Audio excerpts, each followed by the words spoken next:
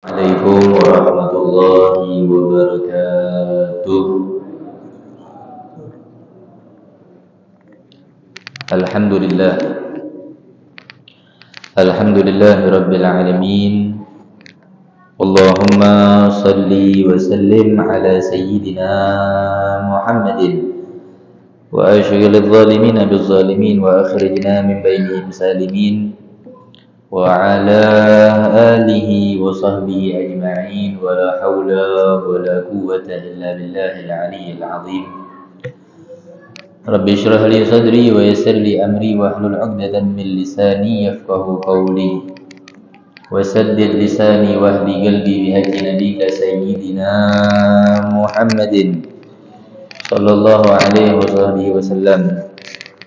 Nawaina al-ijtima' wal intifa' kama indafa ahluna nawaina at-ta'alluma wat ta'lim wat tadhakkura wat tazkir wan naf'a wal intifa' wal ifadata wal istifadah wal hatha ala tamassuki bi kitabillahi ta'ala wa sunnati rasulih sallallahu alaihi wa sahbihi wa sallam wal ittiba' bil aslaf wad du'a ila al huda wad dalalata ala al khair ibtigha wajhi ila mardadih.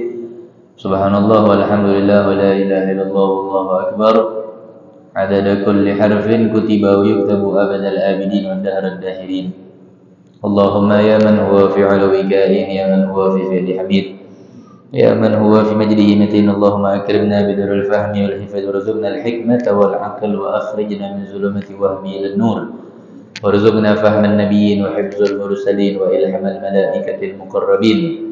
Rabbi zidna ilman wa fahman wa aqlan ya akramal akramin bihaqqi sayyidina Muhammadin khatamil anbiya wal mursalin ya arhamar rahimin. Allahumma ya fattah ya alim ya fattah ya alim ya fattah ya alim iftah alaina fatahan qariban bi rahmatika ya arhamar rahimin. Allahumma la sahla illa ma ja'altahu sahla wa anta taj'alul hazana idza syi'ta sahla.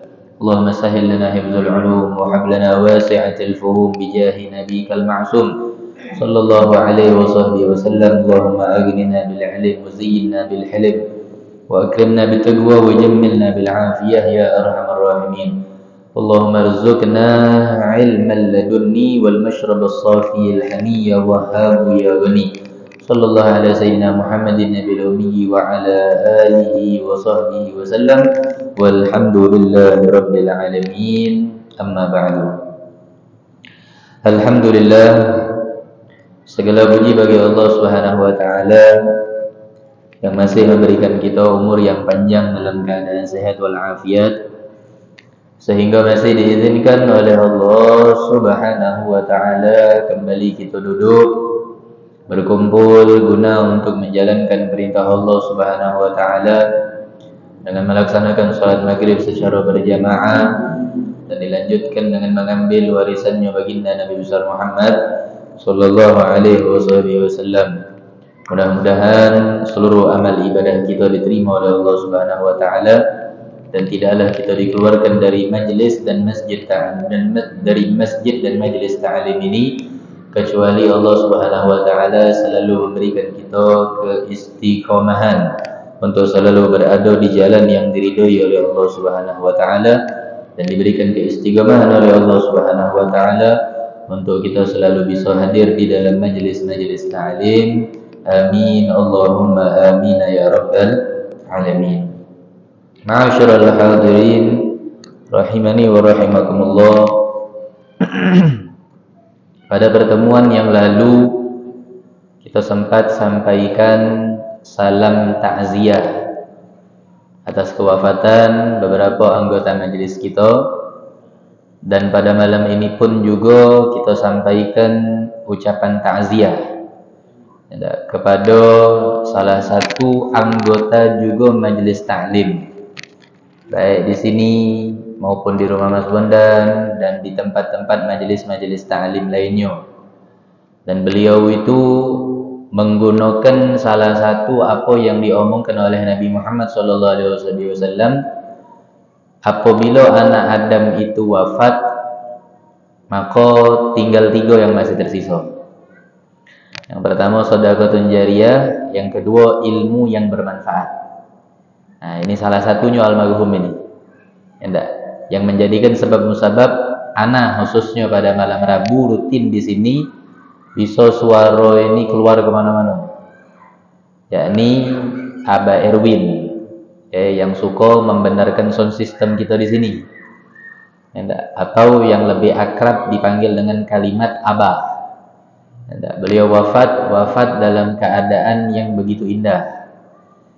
Diwafatkan oleh Allah pada hari Kamis, ditidurkan oleh Allah pada malam Jumat, dan dikuburkan juga di hari Jumat. Mudah-mudahan kita termasuk seperti beliau, yang diwafatkan di hari yang begitu baik, hari yang begitu indah, hari yang begitu Masya Allah, sampai diomongkan oleh Nabi SAW, Sayyidul Ayyam, pemimpin daripada semua hari, yakni hari Jumat. Bahkan di dalam sabda beliau yang lain, man mata fi lailatul Jumat aw yaumil Jumat dakhalal jannah. Siapa wong yang meninggal di malam Jumat atau di hari Jumat, maka beliau masuk ke dalam syurga. Dan sedikit kita buka kata Rasulullah SAW itu kullu syai'in sababun. Setiap segala sesuatu itu pasti ada sebab musabab. Tak mungkin tak kata.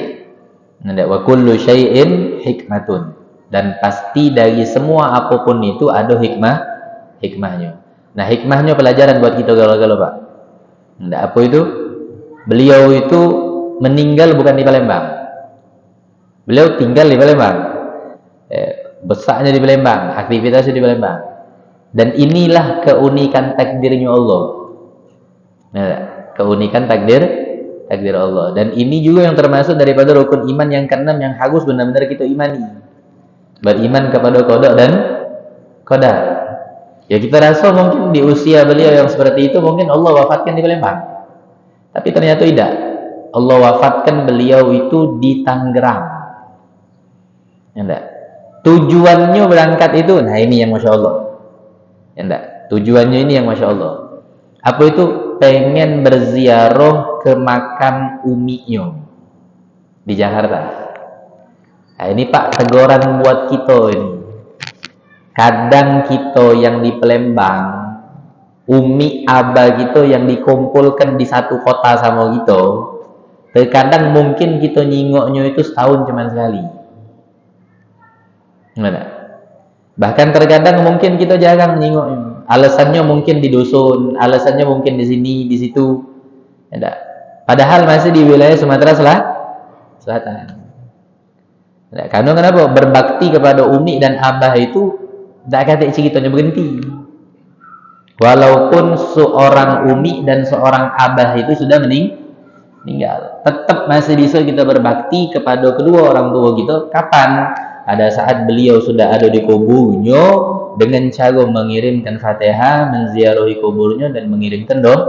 Nah, itu tujuannya.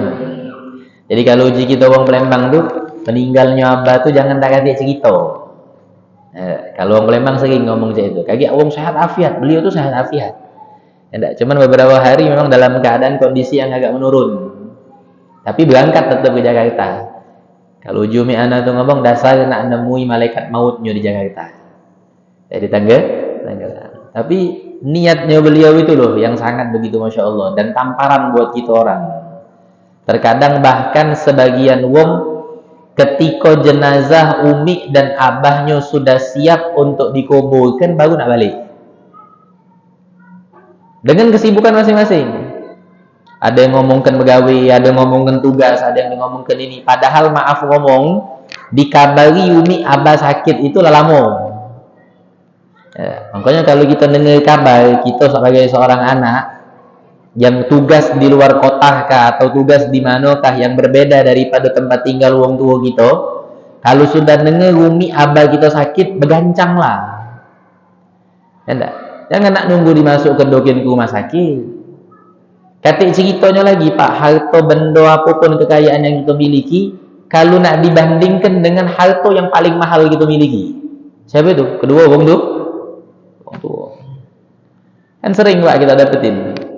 Ada jenazah yang tahan ditunda-tunda penguburannya. Padahal jenazah itu tidak boleh ditunda-tunda. Alasannya apa? Anaknya ada di kota ini, anaknya ada di sini, anaknya datangnya itu seorang anak pun lagi tidak bisa memberikan manfaat lagi. Jadi untuk apa nak ditunggu? Paling dia datang cuma nak cium, paling dia datang cuma nak nangis, paling dia datang cuma untuk ngeratap. Tapi tidak bisa menjadikan sebab musabab dia datang itu umi atau abahnya yang sudah terbaring terbujur kaku bisa hidup lagi. Dan itu anak memang benar-benar tidak tahu diri itu namanya. Kalau lah sudah dikabari umi lah sudah mak ini, abah lah mak ini, masih mentingkan gawean, masih mentingkan dunia, masih mentingkan harta. Wal iyadu billahi min dzalik. Mudah-mudahan anak-anak kita tidak sampai kayak itu. Anak-anak kita selalu berbakti kepada kita sebagai kedua orang tua. Sedih Pak. Enggak. Pada saat umi atau abah sudah berada di ruangan ICU tapi anak belum ada yang datang. Sudah jenguk datang tidak baca ngapa-ngapa juga. Masuk ke ruangan ICU tidak boleh banyak-banyak. Ada waktu yang ditentukan, pakai atribut khusus dan lain sebagainya. Enggak, gilanan umi sama abahnya masih sehat afiat, tidak kata yang nak datang, tidak kata yang nak minta maaf, tidak kata yang nama ini, mak itu dan segala macam. Apabila umi abahnya masih sehat nelfon, mulai, umi nak berkendak pula, abah ni nak berkendak lagi. Ya, sampai sahabat itu kan pernah diomongin oleh Nabi Muhammad SAW, anta wa malu kali abik. Sahabat tu ngeluh ke bahwasannya abahnya ni galak maling apa? Maling duit je deh, duit anaknya tadi. Kata Rasulullah SAW, ente sama harta ente tu punya abah ente. Jangankan harta ente tu nak punya abah ente. Sangkin ke apa? Sangkin kan tak katik ceritanya berhenti batasan seorang anak untuk berbakti kepada kedua orang tua. Ini teguran besar buat kita Pak. Dan sekali lagi, yang namanya maut itu tidak ada yang tahu. Tidak ada yang tahu. Makanya persiapkan semuanya itu dari sekarang. Jangan nak nunggu pas ketika kita ngasolah sakit dan ini sebagainya baru kita nak dekat sama Allah, baru kita nak banyak beristighfar, baru kita nak mendekati masjid, baru kita nak duduk menghadap kiblat. Jangan. Walaupun memang benar belum terlambat, tapi alangkah sedikitnya kalau seandainya sudah di penghujung umur baru kita nak sadar dekat sama Allah. Berapa banyak bekal yang bakal kita panen nantinya di alam barzah kita kalau seandainya waktu yang sesingkat itu baru kita lakukan. Oleh karena itu Pak, pesan Nana dan pesan kita galau-galau seluruhnya, manfaatkanlah sisa-sisa umur yang berada di kehidupan kita. Enggak. 2 kali pertemuan di setiap malam Rabu kita mendengarkan kabar berita duka. Enggak. Dari anggota-anggota terdekat kita, khususnya anak. Enggak. Mereka orang semua itu begitu dekat sama Al-Fagir. Apalagi Abah Iwin itu kita sudah anggap seperti abah kita dewek. Tengah dalu kita datang ke rumah beliau, cerita dan mak ini mak itu. Sempat kita juga pun tidak nyangko kalau seandainya Allah Subhanahu wa taala sangat begitu cepat mengambil umur beliau. Tidak berpisah dengan kita, tapi Allah lebih sayang sama beliau. Sehingga Allah tidak lama-lamakan umur beliau hidup di atas dunia. Mudah-mudahan kita galau-galau Pak diberikan kesehatan selalu oleh Allah, panjang umur dalam keadaan taat kepada Allah Subhanahu wa taala, dalam keadaan yang dijauhkan oleh Allah Subhanahu wa taala daripada semua perbuatan yang bisa mengundang murkanya Allah Subhanahu wa taala. Dan kita juga minta agar nanti di akhir hayat kita diwafatkan dalam keadaan husnul khatimah dan diwafatkan dalam keadaan bertakwa, beriman kepada Allah Subhanahu wa taala dan beriman kepada baginda Nabi Muhammad sallallahu alaihi wasallam. Amin. Allahumma amin ya rabbal alamin. Ma'asyiral hadirin rahimani wa rahimakumullah. Kembali kita kepada pelajaran kita di dalam peristiwa peringatan Isra wal Mi'raj. Sampailah kemarin kita kepada oleh-oleh yang dibawa oleh Nabi Muhammad sallallahu alaihi wasallam untuk Nabi dan untuk umatnya. Ini apa? Salat sebanyak 50 waktu. Tapi Di sini Nabi Allah Musa alaihi salatu wasallam menjadi peranan penting di dalam hadiah yang diberikan oleh Allah Subhanahu wa taala tersebut kepada Nabi Muhammad. Akhirnya Nabi Allah Musa alaihi salatu wasallam nyuruh Nabi Muhammad untuk selalu mundar-mandir meminta keringanan kepada Allah, dan sampailah ditetapkan oleh Allah Subhanahu wa taala salat tersebut menjadi 5 waktu. Dan ketika sudah bertemu kembali kepada Nabi Allah Musa pun kembali Nabi Allah Musa nyuruh Nabi Muhammad untuk naik lagi ke pucuk dan minta keringanan. Tapi Nabi Muhammad ngomong, wahai Nabi Allah Musa, aku dah malu. Aku sudah malu. Terus-terusan minta keringanan kepada Allah Subhanahu wa taala. Dan di situ Allah Subhanahu wa taala menyerukan sebuah suara, hunna khamsun walahu ajru khamsin. Memang solatnya 5 waktu, tapi pahalanya seperti 50 waktu. Dan Allah ngomong apa? La yubaddiru qawlaliyah. Tidak pacak lagi dirubah ini keputusan. Jadi jika itu sudah ketok palu. Memang ditetapkan oleh Allah Subhanahu wa taala. Nah, di sini kaum solehin berkata, masuk kita ke dalam bab yang selanjutnya. Ada apa? Nabi Allah Musa ini meminta keringanan terus nyuruh Nabi Muhammad. Nah, ini ada apa? Apa dia rahasianya? Kata kaum solehin ngomong, di dalam lubuk hatinya Nabi Allah Musa yang paling terdalam, itu ada sesuatu hal yang tersembunyi. Bisa kita katakan sebagai hajat yang belum dikabul oleh Allah. Ada hajatnya Nabi Allah Musa yang belum dikabul.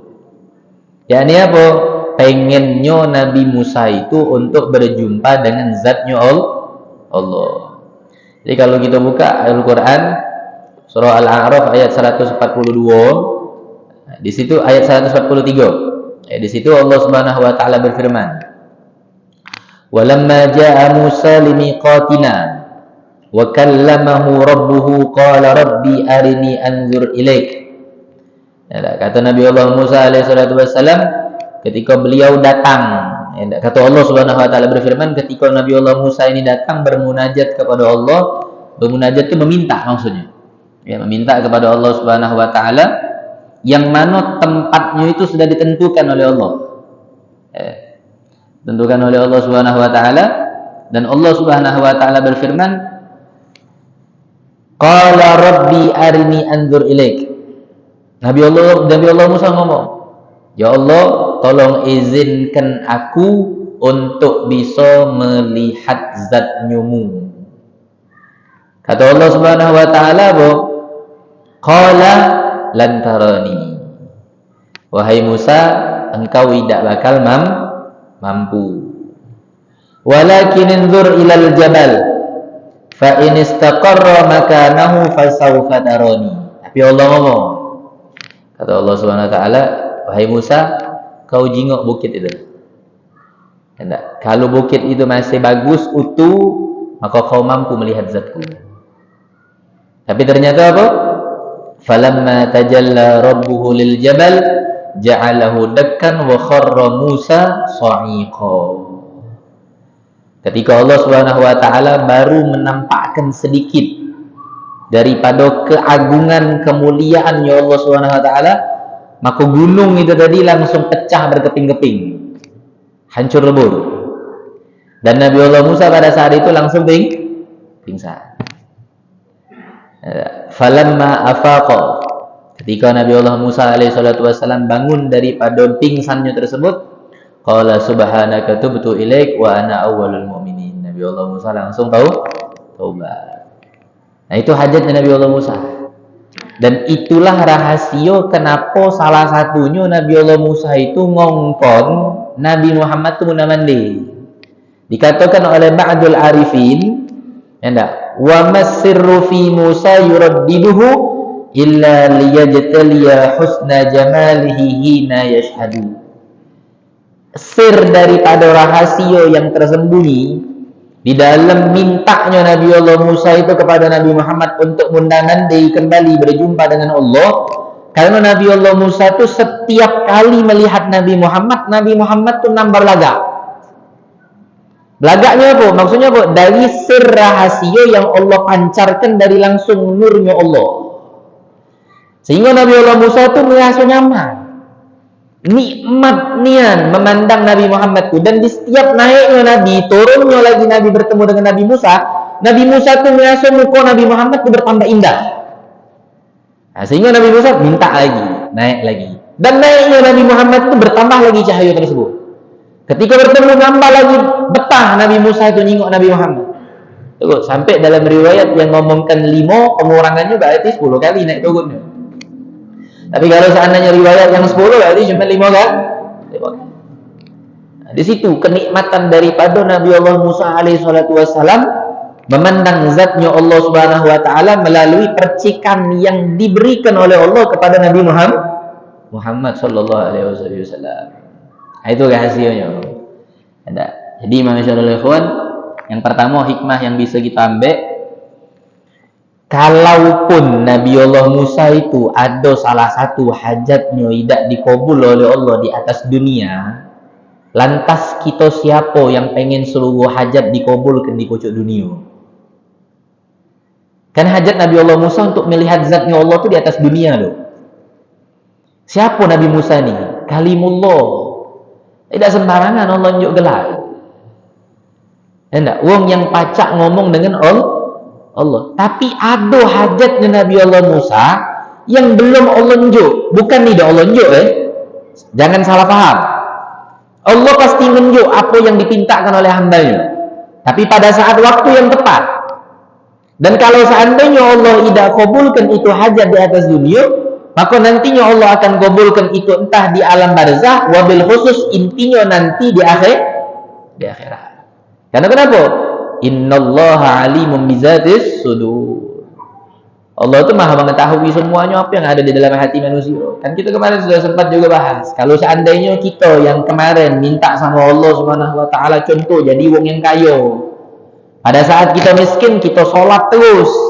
Tapi pas jadi kaya, kita justru lupa sama Allah Subhanahu wa taala, maka mungkin hajat kayanya kita itu tidak diinjak oleh Allah. Tapi kapan diinjak oleh Allah? Nanti di akhirat. Lapun Nabi Allah Musa juga itu. Ya, itu hikmah yang pertama. Makanya kita tidak boleh menaruh rasa kecil hati di dalam setiap doa yang kita panjatkan, permintaan yang kita panjatkan kepada Allah. Karena Nabi Allah Musa lagi ada yang tidak Allah kabulkan di atas dunia, yang belum Allah nunjuk itu. Karena kenapa? Memang bukan magumnya Nabi Allah Musa. Nah, ketika Allah tidak nunjuk kita, juga mungkin bukan kebajikan untuk kita. Enggak, sehingga apa? Benar apa yang diomongkan oleh Nabi Muhammad SAW, husnuzan billah, sangko baik sama Allah, la su'udzan billah, jangan sangko buruk sama Allah. Terkadang kita orang ini melihat ada sikok hajat kita yang belum terkabul, ngotaknya sepanjang hidup. Ya, Allah itu laksana seperti seorang ayah ataupun ibu yang memberikan apa yang memang diperlukan oleh anaknya, bukan yang diinginkan anaknya. Anaknya minta sama abah beli percon, ada abah sama umi jalan nunjuk anaknya beli percon. Tak bakal ada.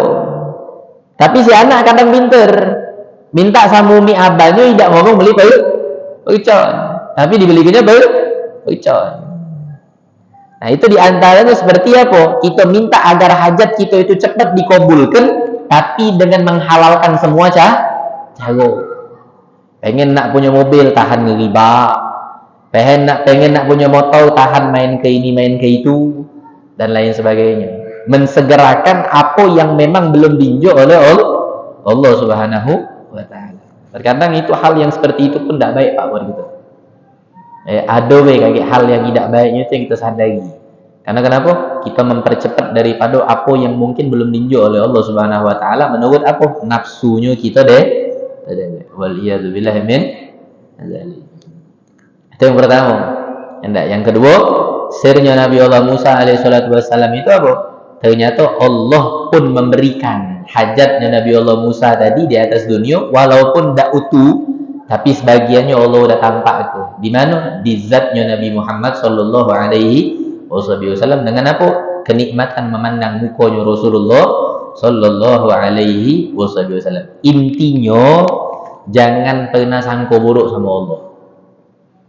Jangan pernah sangka buruk sama Allah. Karena apa? Sebaik-baiknya pilihan penetapan adalah pilihan dan penetapan dari Allah Subhanahu wa taala. Tidak ada yang lebih baik dari itu.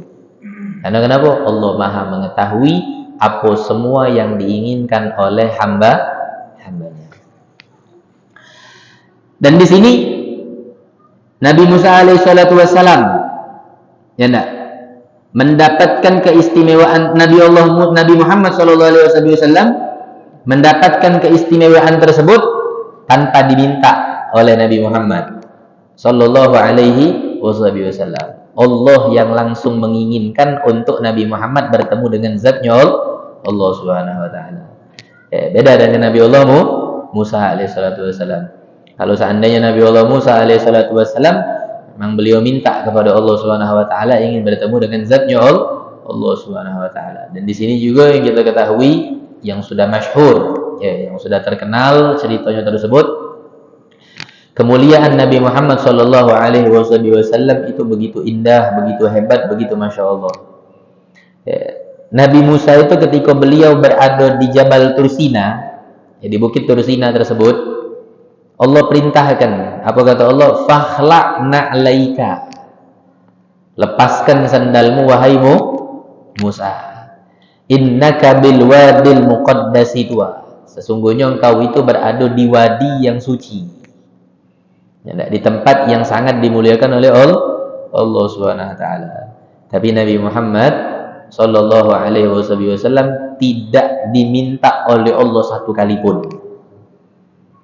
Tidak diminta oleh Allah satu kali pun. Untuk apa? Melepaskan sandalnya beliau. Makanya di sini Al-Imam An-Nabhani berkata di dalam syairnya beliau, ala ra'si hadzal kaun na'lu Muhammadin alat. Atau Al-Imam An-Nabhani, beliau memuji Nabi Muhammad sallallahu alaihi wasallam itu di dalam syair beliau, tapi pujian ini sebenarnya bukan untuk Nabi seluruhnya, tapi untuk sandalnya Nabi. Dipuji sama Imam An-Nabhani. Apa kata beliau? Ala ra'si hadzal kaun na'lu Muhammadin. Pada saat itu sandal Nabi Muhammad itu berada di tempat yang paling tinggi. Tidak ada satu makhluk ciptaan Allah pun kecuali dua ini, Nabi Muhammad dan sandal. Selain daripada Allah itu kan makhluk. Nak apa itu? Nak manusia, nak jin, nak binatang, nak tumbuhan, benda padat, benda mati, benda hidup, seluruhnya itu adalah makhluknya Allah. Waktu dan tempat semuanya, pokoknya seluruhnya makhluk Allah, kecuali Allah dia. Selain daripada Allah adalah makhluk Allah. Pada saat itu tidak ada yang bisa menandingi daripada dua makhluk ini. Pertama apa? Nabi Muhammad SAW, dan kedua adalah sandalnya Nabi. Pada saat itu semua, kata Imam An-Nabhani apa? Fajami'ul kaun tahta dhilalihi. Pada saat itu semua berada di bawah naungan sandal Nabi Muhammad. Ini pujian yang hebat ini. Pujian yang begitu agung. Karena hakikat sebenarnya benar. Sandalnya Nabi Muhammad itu menaungi semuanya. Karena kenapa? Sandalnya Nabi itu ikut bersama Nabi, nempel sama Nabi di atas arusnya Allah. Dan semua pada saat itu berada di bawah Nabi. Termasuk apa? Sandalnya Nabi. Berada di bawah semua naungan sandalnya Nabi Muhammad SAW. Bahkan Sidratul Muntaha pun di bawah sandalnya Nabi. Karena Nabi Muhammad berjumpa dengan zatnya Allah di atas-atasnya lagi daripada Sidratul Muntaha. Kan kita kemarin sudah bahas Sidratul Muntaha itu intaha kulli syai', berhentinya segala sesuatu, termasuk daripada malaikat Jibril alaihi salatu wassalam. Ladat turi Musa nudiyakhla wa Ahmad ladal arsy lam yu'mar bi khal'i ni'alihi. Kata Al-Imam An-Nabahani, Nabi Allah Musa diperintahkan oleh Allah Subhanahu wa taala untuk melepas daripada sandalnya tersebut, tapi Nabi Muhammad tidak diizinkan oleh Allah untuk melepas sandalnya walaupun berada di atas arasy-Nya Allah Subhanahu wa taala. Al-Habib Abdul Qadir Jailani bin Muhammad Mahdi Asy-Syatiri, yang beliau juga pernah sempat datang ke rumah Mas Bondan, yang pada saat kedatangan beliau itu subhanallah, rahmat Allah turun begitu hebat. Derasnya hujan pada saat itu kita saksikan sampai banjir. Itu Al-Habib Abdul Qadir Jailani bin Mahdi Asy-Syatiri itu pernah ngomong, haram hukumnya seseorang yang menggunakan kopiah yang ada di atasnya itu terompah masuk dalam kamar mandi. Hukumnya haram. Karena kenapa? Sandal yang kita bentuk terompah yang ada di atas kepala kita ini, enggak ada kopiah-kopiah yang pakai terompah. Ada enggak yang pakai terompah? Kopiah siapa yang pakai terompah sekarang? Saya tahu. Ada yang pakai sandal terompah kalau ada kopiah terompah. Tapi tahu kan kamu terompah ya? Kopiah yang ada di atas kepala itu terompah atau kadang di sini. Ya, bentuk sandal Nabi Muhammad SAW itu tidak boleh dimasukkan ke dalam kamar mandi. Karena kenapa? Gambaran daripada bentuk sandalnya Nabi itu pernah bertemu dengan zatnya Allah. Maka sehingga diharamkan masuk ke dalam tempat yang dihina ke. Kan kamar mandi itu kan terhina. WC itu tempat kumpulnya syaitan, iblis, jin dan lain sebagainya. Ya, maka sesuatu hal yang sudah dimuliakan oleh Allah tidak boleh dihinakan. Ya. Kalau Allah sudah mengagungkannya, siapa yang tidak menghinakan? Jadi hati-hati.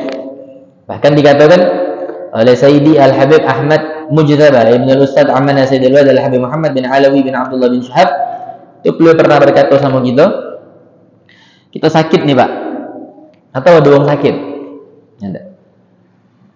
Si sakit ini tadi, yang sakit, bukan orang lain. Yang sakit itu, kalau dia pada saat sakit itu menggambar bentuk sandalnya Nabi Muhammad SAW, sakit apapun yang dia derita sembuh. Cuman gambar sandal Nabi. Tapi balik-balik yakin tak ente? Kalau ente yakin sembuh. Tapi kalau ente tak yakin, atas omongan siapapun yang ngomong, bahkan Nabi Muhammad yang ngomong, kalau ente tak yakin, tak bakal pasang ente sehat. Itu beliau ngomong itu. Sangkinkan apa? Sangkinkan mulia itu sandalnya Nabi. Balik lagi kepada kita cerita yang pernah kita kemarin bahas. Semua itu bisa mulia karena kenapa? Berhubungan dengan Nabi Muhammad. Sampai sandal Pak. Ini sandal lah kata IT. Tapi sampai ada sikok ulama yang mengarang kitab khusus tentang kemuliaan sandal Nabi Muhammad. Tidak ada ini Pak. Itu punya kekayuan cak manapun. Kata ceritanya kita dapetin sampai sekarang ada buku tentang judulnya itu Sandal Firaun, Sandal Korun, Sandal Haman, yang dibuat satu kitab. Tapi sandalnya Nabi Muhammad Sallallahu Alaihi Wasallam, seorang ulama membuat tentang kemuliaan dan keindahan keagungan sandalnya Nabi Muhammad Sallallahu Alaihi Wasallam. Makanya jangan jauh-jauh dari Nabi Pak. Sampai dikatakan apa? Tidak ada satu pintu pun yang bisa menyampaikan ente kepada Allah kecuali cuma sikap pintu. Siapa itu? Pintu Nabi Muhammad Sallallahu Alaihi Wasallam. Ente lewat dalam di sumber pintu, masuk ente sumber pintu apapun. Tapi ente lewat di pintu Nabi Muhammad, tidak ente masuk di pintu Nabi Muhammad, tidak nyampe ke sama Allah. Dan itu sudah terbukti dengan pembuktian yang dilakukan oleh kakek moyangnya manusia, Nabi Allah Adam. Nabi Allah Adam bisa jadi selamat, bisa diterima taubatnya Allah. Wasilah siapa? Nabi Muhammad. Makanya kita aneh Pak di akhir zaman ini. Kalau ada wong yang nak nyau-nyau ke syariat dengan Nabi Muhammad, ada wong yang nak nyau-nyaukan Islam dengan Nabi, kan dia bakal baca itu dipisah ke. Ya enggak? Bahkan sampai sekarang ini kita sadari itu, Pak. Berapa banyak wong yang sudah merusak umatnya Nabi Muhammad SAW. Tujuannya tidak lain dan tidak bukan cuma apa? Pengen nak misahkan dia dengan Nabi. Kalau itu terjadi sama diri kita, Pak, segera sok taubat sama Allah. Sebelum pintu taubatnya Allah SWT ditutup dan ente tidak kacak lagi nak ngapa-ngapain dia. Tidak boleh dimainkan. Tidak bisa dijadikan bahan permainan. Siapa itu? Nabi Muhammad SAW. Itu siap-siap bakal ngasokan kekualatannya nanti. Makanya kita di akhir zaman ini pun bingung kenapa begitu banyak wong yang menjadikan semua syariat itu seakan-akan tidak kati hubungannya dengan Nabi. Tak itu maulidkah, tahlilkah, yasinkah, ziarah kuburkah dan lain sebagainya. Ya, yang mau tak mau harus kita sadari itu adalah program daripada Yahudi dan Nasrani. Allah dan Nasid dalam Al-Quran, walan tadha ankal yahuda walan nasara hatta tattabi'a millatahum. Mudah-mudahan Allah jaga akidah kita, Allah jaga ketakwaan kita, Allah jaga keimanan kita, dan Allah pertebal keyakinan kita kepada Nabi Muhammad SAW, serta Allah selalu giring dan arahkan kita untuk tidak keluar daripada jalurnya Nabi Muhammad SAW. Dan kita juga minta kepada Allah agar anak, cucu, keturunan kita selalu dijaga akidahnya oleh Allah Subhanahu wa taala, tidak keluar daripada akidahnya Nabi Muhammad dan tidak keluar daripada akidah Ahlus Sunnah wal Jamaah. Dan kita minta juga kepada Allah Subhanahu wa taala agar seluruh dosa-dosa kita diampunkan oleh Allah, hajat-hajat kita dikabul oleh Allah, seluruh yang sakit di antara kita maupun yang sakit di antara keluarga kita diberikan kesembuhan oleh Allah Subhanahu wa taala. Dan kita minta kepada Allah agar setiap permasalahan hidup yang sedang kita hadapi diberikan jalan keluar oleh Allah. Dan kita juga minta kepada Allah kembali agar nantinya di akhir hayat kita diwafatkan dalam keadaan husnul khatimah, dan diizinkan lisan kita ini untuk bisa mengucapkan kalimat La ilaha illallah Muhammadur Rasulullah sallallahu alaihi wasallam. Sebelum kita tutup, kita bacakan Fatihah khusus dan untuk hadiah buat Abah Erwin. Ya, mudah-mudahan Allah Subhanahu wa taala ampuni semua dosa-dosa beliau. Allah Subhanahu wa taala angkat derajat beliau. Allah Subhanahu wa taala berikan tempat yang paling ternikmat di dalam kuburnya, serta Allah Subhanahu wa taala masukkan beliau ke dalam syurga bersama dengan baginda Nabi besar Muhammad sallallahu alaihi wasallam. Al-Fatihah ila hadratin Nabi sayyidina Muhammadin sallallahu alaihi wasallam. Sama ila khususan Ahmad Erwin Kisnaidi bin Num Ciadil. Allah yaghfir lahu wa yarhamhu wa yaskinhu al-jannata bi rahmatihi wa walidina wa walidihim khassa jami'a amwatina wa amwatil muslimina 'ammah wa ila hadratin Nabi sayyidina Muhammadin sallallahu alaihi wasallam. Al-Fatihah. A'udzu billahi minasyaitonir rajim. Bismillahirrahmanirrahim. Alhamdulillahirabbil alamin arrahmanir rahim maliki yaumiddin. Iyyaka na'budu wa iyyaka nasta'in. اهدنا الصراط المستقيم صراط الذين أنعمت عليهم غير المغضوب عليهم ولا الضالين. بسم الله الرحمن الرحيم. الحمد لله رب العالمين. اللهم صل وسلم على سيدنا محمد وعلى آل سيدنا محمد. اللهم اغفر له وارحمه وعافه واعف عنه. اللهم اغفر له وارحمه وعافه واعف عنه. اللهم اغفر له وارحمه وعافه واعف عنه. واجمعنا وإياه والمسلمين جميعا في دار كرامتك مستقر رحمتك ومحل أوليائك مع الذين أنعمت عليهم من النبيين والصديقين والشهداء والصالحين حسن أولئك رفيقا ذلك الفضل من الله وكفى بالله عليما. اللهم أجعل قبره روضة من رياض الجنان ولا تجعل قبره حفرة من حفر النيران. ربنا اغفر لنا ولإخواننا الذين سبقونا بالإيمان لا تجعل في قلوبنا غلا للذين آمنوا ربنا إنك رؤوف رحيم.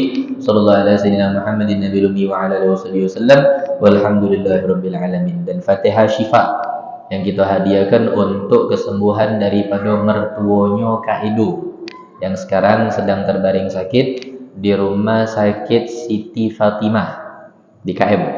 Ya, mudah-mudahan Allah Subhanahu wa taala segera angkat penyakit beliau dan Allah Subhanahu wa taala segera berikan beliau kesehatan serta afiat sehingga bisa kembali beraktivitas seperti sedia kala. Al-Fatihah binati syifa li Abdul Razzaq bin Ciuni, annallah yashfi mardana wa yashfi man awsana bil du'a shifa, yashfina wa yashfihim shifaan ajilan shifaan la yughadiru sagaman wa la alaman, wa ila hadratin nabi sayyidina Muhammadin sallallahu alaihi wasallam. Al-Fatihah. A'udzu billahi minasyaitonir rajim. Bismillahirrahmanirrahim. Alhamdulillahi rabbil alamin arrahmanir rahim maliki yaumiddin. Iyyaka na'budu wa iyyaka nasta'in ihdinas siratal mustaqim siratal ladzina an'amta 'alaihim ghairil maghdubi 'alaihim waladdallin. Bismillahirrahmanirrahim. Alhamdulillahirabbil alamin. Allahumma shalli wa sallim ala sayyidina Muhammadin salatan daimatan mustamirratan la tanqadi. Allahumma shalli wa sallim ala sayyidina Muhammadin salatan tantafi'u bihal musalli was-sami wal mustami'. Allahumma bihaqqil Fatiha wa sirril Fatiha wa bi'azamatil Fatiha wa bi barakatil Fatiha wa bihaqqi kulli man qara'a al-Fatiha. Allahumma ya man anzala al-Fatiha. Allahumma ya Shafi anta Shafi. Allahumma ya Shafi anta Shafi. Allahumma ya Shafi anta Shafi. Ishfi mardana wa ishfi man awsana bid-du'a shifa. Ishfina wa ishfihim shifaan ajilan shifaan la yughadiru saqaman wa la alaman birahmatika ya arhamar rahimin. Allahumma anta waliyyu ni'matina wa antal qadir ala talabatina wa ta'lamu hajatana, fanas'aluka Allahumma bihaqqi Muhammadin wa ali Muhammadin lama yassarta umurana wa umurahum wa lamma qadaita hajatana wa hajatahum wa lamma shafaita mardana wa mardahum. Sallallahu alaihi sayyidina Muhammadin nabiyil ummi wa ala alihi wasallam. Walhamdulillahi rabbil alamin. Wassalamualaikum warahmatullahi wabarakatuh.